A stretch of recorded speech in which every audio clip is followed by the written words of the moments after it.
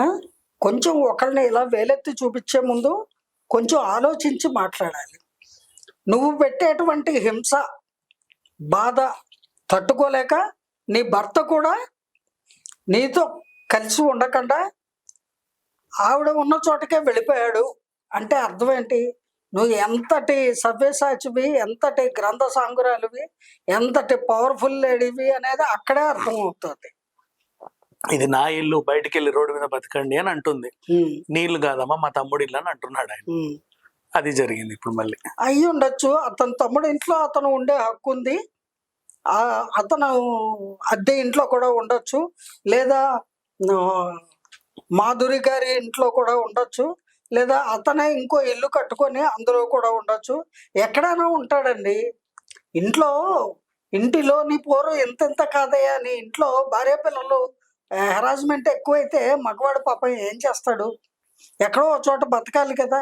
అతని ప్రశాంతంగా బతకనివ్వకుండా హింసిస్తూ ఉంటే ఏం చేస్తాడు? వాళ్ళకి గ్రెనేడ్ బిజినెస్ ఉంది, మనం అక్కడికన్నా వెళ్ళి బిజినెస్ చూసుకుందాం అంటే ఈవిడ అమ్మో నువ్వు లెక్కలను తారుమారు చేస్తావు, అవసరం లేదు, నువ్వు ఎంత తీసుకుంటావు నాకు తెలియదు అని చెప్పేసి ఆ బిజినెస్ కూడా ఈవిడే చూసుకుంటుంది, మేనేజర్ ని పెట్టి. ఆయనకి ఏం పని లేదు బేసికలీ చెప్పాలంటే. ఆయన ఇంకా పేరుకి ఎమ్మెల్సీ, ఆయన ఎమ్మెల్సీ పని కూడా ఈమె చేస్తారు. మరి అంటే ఈవిడికే పొలిటికల్ పోస్ట్ కావాలి అనే ఇది ఉందేమో. ఇక్కడ ప్రాబ్లం ఎక్కడ చేడిందంటే ఈ ఏరియాకి నన్ను ఇన్ఛార్జ్ చేయమని జగన్ గారిని అడిగి రాపో అని పంపింది. ఆయన వెళ్ళి మరి జగన్ గారికి ఏం అర్థమైందో తెలియదు కానీ ఆయన ఇన్ఛార్జిగా చేసాడు.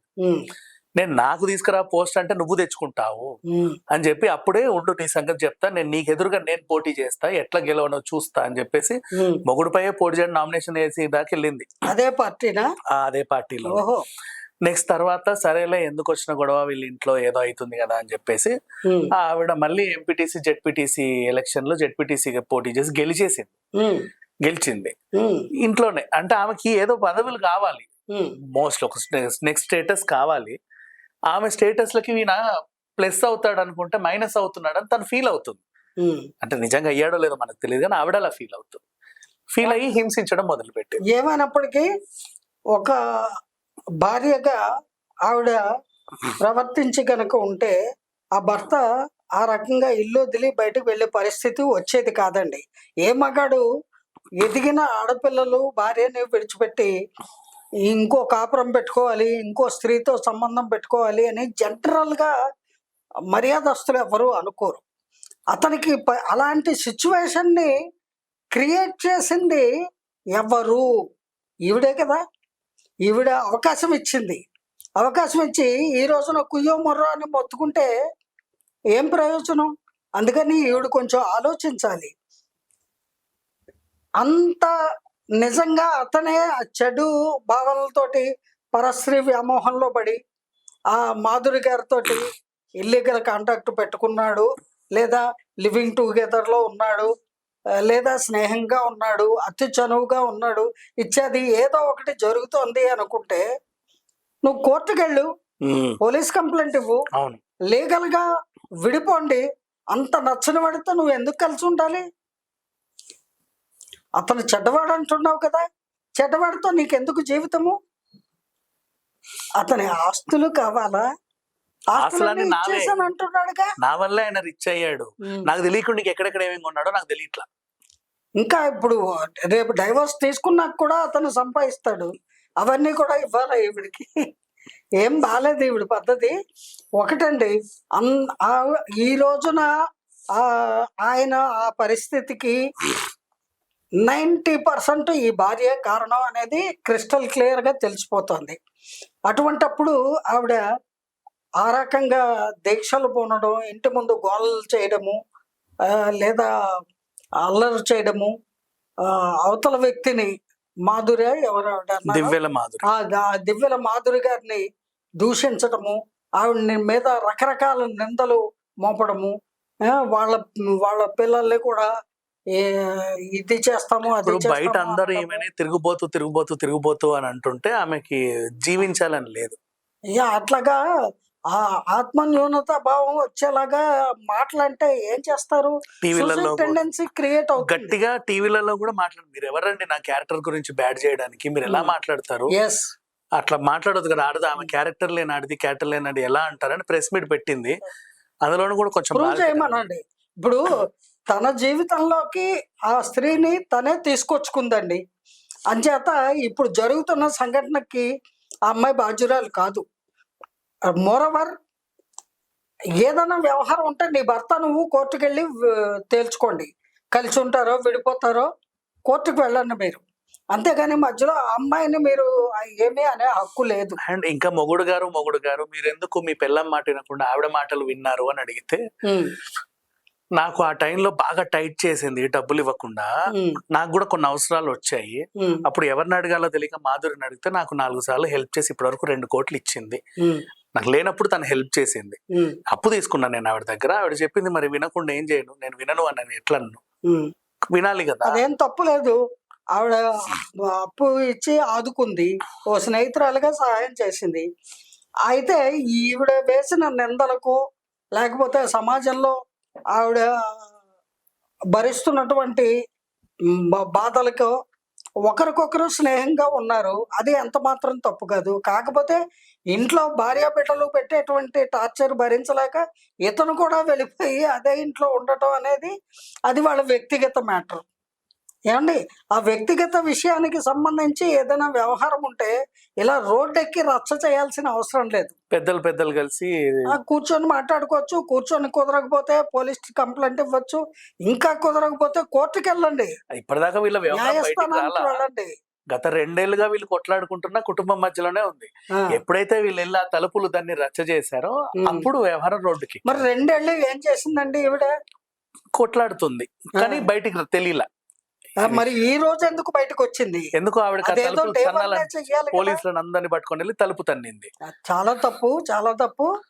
ఇప్పుడు ఏదైనా వ్యవహారం ఉంటే ఒక భార్యాభర్తకి మధ్యలో వాళ్ళిద్దరూ తేల్చుకోవాలి. పక్కన ఉన్న వాళ్ళని, ఎదటి వాళ్ళని అందరినీ నువ్వు పలానా నువ్వు ఇలాగా రాంగ్ లైఫ్ లీడ్ చేస్తున్నావు, నా భర్తని నువ్వు తీసుకున్నావు, లేదా నీ క్యారెక్టర్ మంచిది కాదు, ఆవిడ క్యారెక్టర్ ని అసాసినేట్ చేసే హక్కు ఈవిడికి లేదండి. నాకు విడాకులు ఇచ్చి ఆమెతో ఉండాలనుకుంటున్నావు కదా, రాష్ట్ర వ్యాప్తంగా నీ పరువు తీస్తా చూడు అని చేసి ఇప్పుడు ఇంత దూరం తీసుకొచ్చింది ఈవిడే.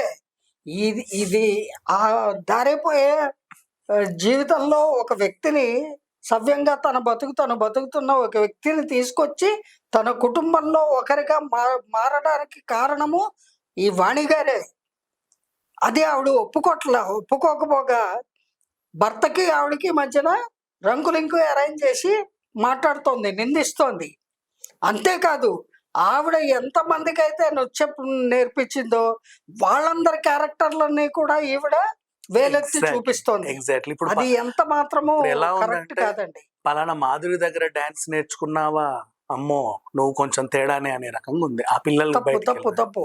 వాళ్ళందరూ కూడా విజృంభించి ఒక ప్రపంచంలో వచ్చారంటే ఈవిడ ఎక్కడ ఉంటుంది?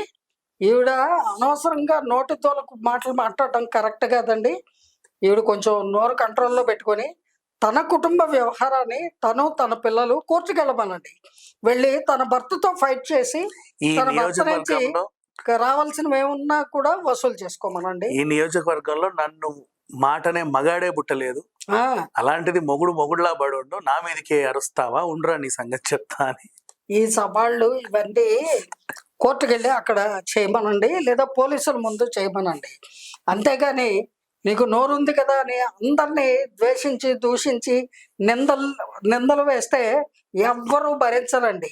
అకారణంగా మొత్తం ఆ ఊరు టెక్కలి.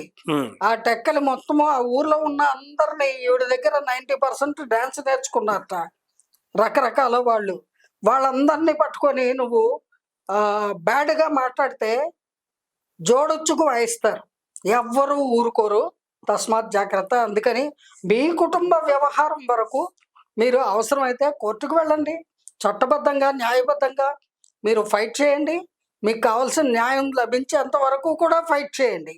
అంతేగాని ఎవరిని పడితే వాళ్ళని, వీళ్ళు చెడిపోయిన వాళ్ళు, వీళ్ళు చెడగొట్టే వాళ్ళు, వీళ్ళు అలాంటి వాళ్ళు అలాంటి వాళ్ళు అని అంటే ఊరుకోరండి.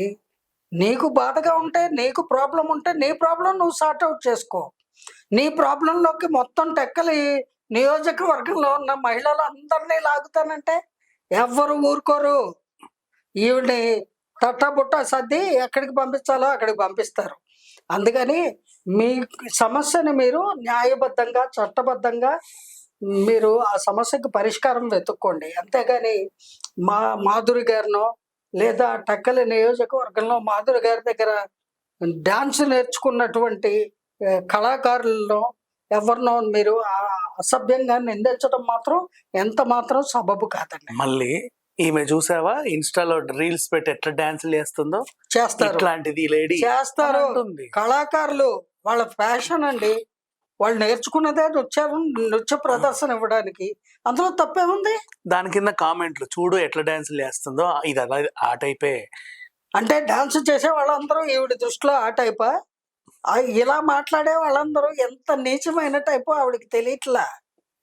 వీళ్ళని ఇంకో రకంగా చూస్తారు. అది ఒకళ్ళని ఎలా అనే ముందు మిగతా 4 వేళ్ళు వాళ్ళని చూపిస్తాయి. అది గుర్తుంచుకోవాలి. అమ్మ వాణి గారు, కొంచెము మీ సమస్యను మీరు న్యాయబద్ధంగా, చట్టబద్ధంగా పరిష్కరించుకునే మార్గం వెతుక్కోండి. అంతేగాని నోటి ప్రయోగం కొంచెం కంట్రోల్ చేసుకోండి.